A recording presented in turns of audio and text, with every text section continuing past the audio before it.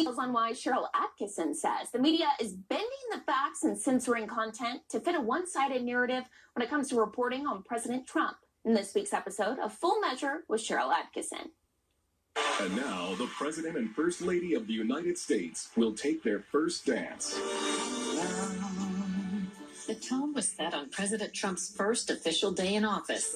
CNN claimed Nancy Sinatra was not happy about her father Frank Sinatra's song My Way being used at Trump's inauguration.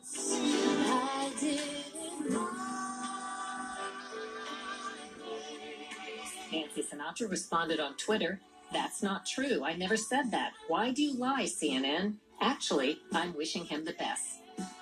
Meantime, Time incorrectly reported that President Trump had removed the bust statue of Martin Luther King Jr. from the Oval Office.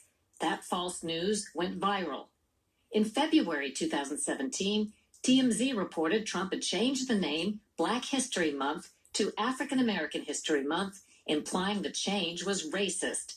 In fact, it turns out Presidents Obama, George W. Bush, and Clinton all called Black History Month African American History Month. Credo che sia molto importante che la gente... In May, the BBC and The Guardian reported because Trump wasn't wearing headsets, he didn't bother to listen to the translation of a speech by Italy's Prime Minister. Per lo sviluppo dell'Africa... But Trump was wearing his earpiece in his right ear, as always, said the White House. In June 2017, NBC News reported that Russian President Putin said he had compromising information about Trump. Actually, Putin said the opposite. Do you have something damaging on our president? Well, this is just another load of nonsense. Where would we get this information from? CNN retracted a report claiming Congress was investigating a Russian investment fund with ties to Trump officials. Newsweek reported Poland's First Lady refused to shake Trump's hand, but later acknowledged she did. CNN edited the video to make it appear as though Trump impatiently dumped a box of fish food into the water in Japan. The full video showed Trump had simply followed the lead of Japan's prime minister.